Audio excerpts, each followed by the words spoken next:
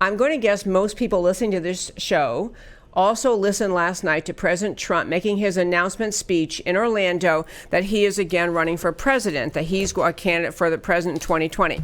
It was a great rally, full of energy, full of enthusiasm. And I want to just share with you a couple of clips about it, but just really to talk to you about where he's coming from. So I believe my wonderful producer, Matt, has these, and he's so great to pull them together as I get them to him last minute. But here's President Trump last night in Orlando. This very first clip about taking care of citizens. If we can just play that one, that'd be great. It's the great state of Florida.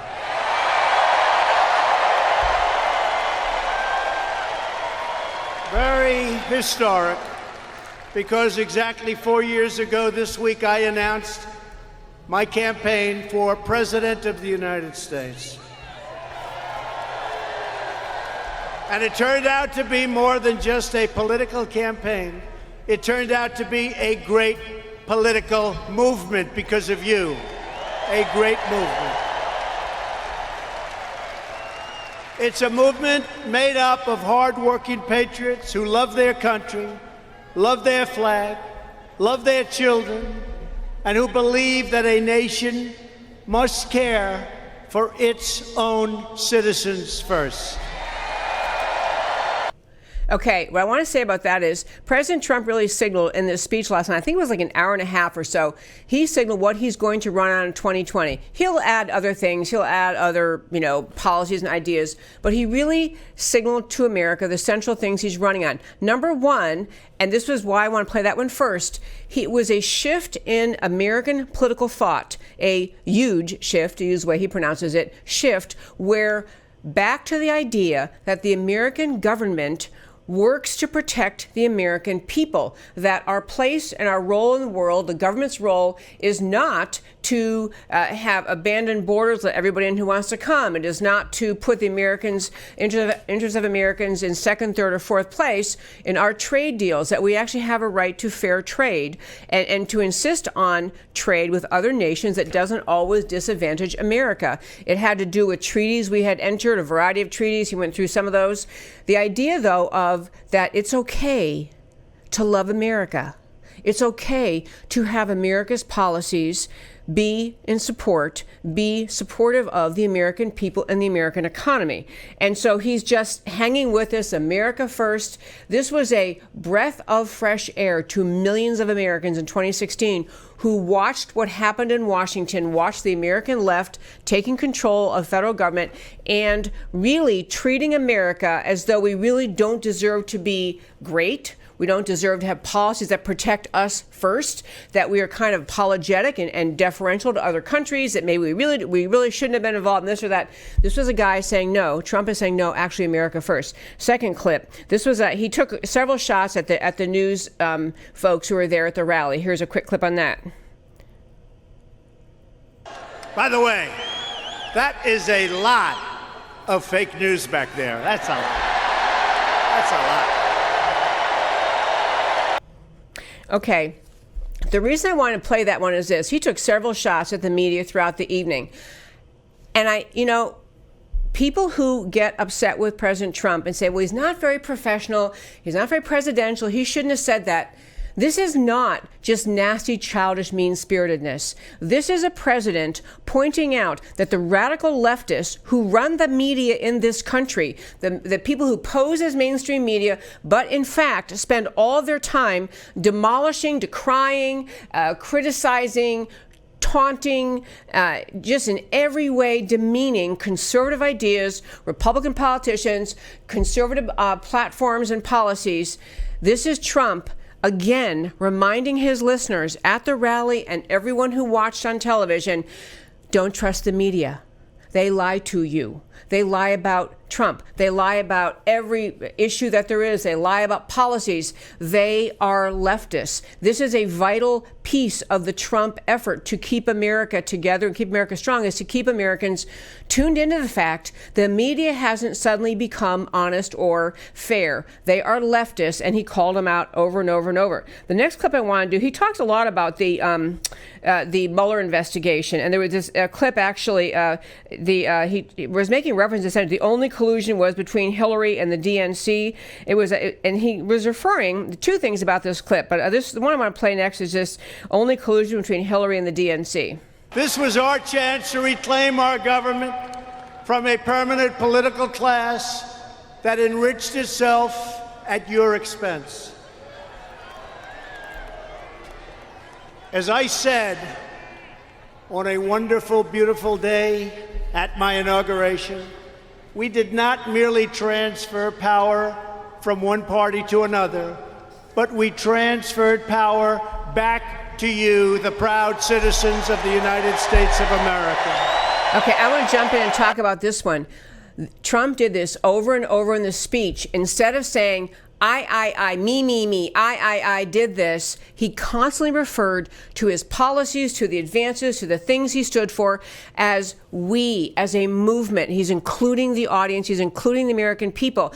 And the thing that's so rich about this is, number one, that this is in great contrast to President Obama, where there used to be jokes about how many times he would say the word I or me. This is President Obama in speech after speech after speech after speech. He talked about himself and his greatness. Trump, much as people talk about him as arrogant and blustery, he has created a bond with millions of Americans who feel like he's on board with them, they're on board with him. They wanted this movement that Trump started. So he really it was a message of bonding with people. Now we'll get to the next clip, which was this collusion. He made a lot of reference to the Mueller investigation, a lot of reference to how the left has actually would not accept the outcome of the 2016 elections and essentially spent 2 years attacking him. There are like 3 clips in a row, I guess, on this. 3 clips in a row there, or 2 clips in a row. Hillary and the DNC. We went through the greatest witch hunt in political history. The only collusion was committed by the Democrats, the fake news media, and their operatives, and the people who funded the phony dossier, crooked Hillary Clinton, and the DNC.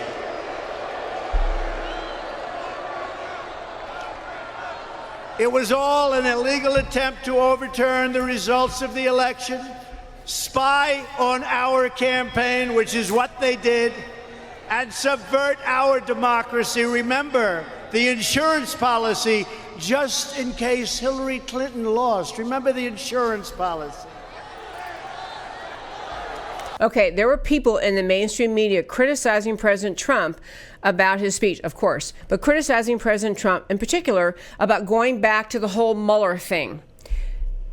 My friends, if President Trump did not mention in this speech launching his campaign for 2020 that he absolutely was grotesquely attacked, that he was the victim of a scandal, I call it a coup attempt from inside the FBI. If he didn't mention that, he wouldn't be Trump. He wouldn't be a normal human being. People do not take being vilified, lied about, attacked, maligned, headline after headline for 2 years, accusing him of something he didn't do, and then just say, oh, good, thank goodness they've dropped that, which they haven't dropped, by the way. They're still talking about maybe get him on obstruction. And so this is Trump. He's not going to let the Mueller thing go. He's going to have it be a central piece of the campaign moving forward. He's going to have the fake media. He's going to have the idea of America first is a moral, good, right thing to do. He's going to talk about the Mueller thing. And then the last thing, we got to, I think, skip one of the links I sent you, Matt. But there's one that I just imagine if the Dems were in charge. There's actually 2 of them. Imagine No Wall and the Caravans. This is, if you can play those, that'd be great. He had 2 clips to talk about what if the Democrats were really in charge. And we couldn't get the wall approved by the Democrats, even though they voted for it 4 years ago and 6 years ago and didn't get built. but they voted for it. All of a sudden, Trump is president. We don't want a wall. Can you imagine? Can you imagine those caravans without having the barriers and walls that we've already put up and that are up? This country would be a mess like you wouldn't believe. Okay, this is going to be and should be a theme over and over and over and over. The security of America, the southern border, absolutely abandoned by the American left, having the American people start to envision, you're going to put these people in charge, the Democrats in charge, who won't even fund the wall, who won't even fund Border Patrol, who see America, the beauty of our social media. America has seen video after video of people flooding the southern border, not just from Central America, but now we're talking about from Angola, from other countries in Africa. We have seen overrun the border, no possibility of capturing. The Border Patrol estimates they capture about 1 in 10 who cross the border illegally. So the picture of America with an overrun southern border has got to be a central theme. I got to quit with the clips because I want to tell you a couple more things and just do it in summary way. He actually talked about the idea, and I love he's planting the visual in the minds of the American people. What exactly would America be if we didn't have someone who wants border security running this country? He also did a great thing, which was he pointed again to the idea that the Congress, in entertaining the FBI, the whole attack on him that came from inside the FBI, the whole Mueller frame up, the complete frame up of a president in order to remove him. It wasn't just an attack on him, Trump, and on his administration.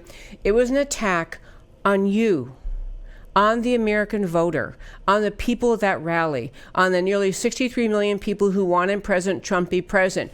What the left was saying in having the Mueller investigation go forward, in having the just complete witch hunt, false accusation, just capture the Congress's time and attention. What Trump drove home was that was an attack on the American people, on the very existence of the judicial system, the very existence of law enforcement, just the very existence of our country. So he did a stellar job. Naturally, the media didn't like it. I'm going to just tell you, I'm going to return to polling data in just one moment. But one funny thing, I guess, about the thing last night, the rally. About 6 minutes into the rally, CNN, who was there covering it live, like all the other big networks, and they've got a camera and they're panning, covering him. I mean, the place was packed. It was, wherever it was over capacity. It was a massive crowd. 120,000 people wanted to come. 20,000 got in. More people outside couldn't even get in.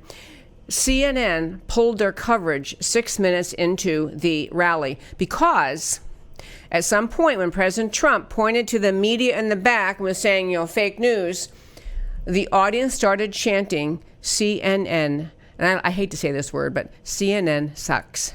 The audience started chanting that. CNN was so livid they cut their coverage of the rally and spent the rest of the evening griping about, President Trump is doing same old talking points. But really, it was an opportunity, and I want you to keep the visual in mind. If you didn't watch it last night, this 20,000 person stadium was filled to capacity, standing room only, crowds outside. 6 times as many people wanted to come as could come. People waited in line 40 hours to get inside to get a seat in the Orlando heat. So these are people very enthused about the president.